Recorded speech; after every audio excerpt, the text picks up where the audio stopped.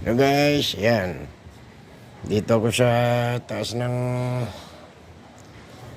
bahay. Kasi tinitingnan ko yung saging ko kasi nababali yung dahon. Kaya babawasan ko muna sila. Yan o. Nabali na yung mga unang bagyo. May bagyo pang kasunod ngayon. Ayan.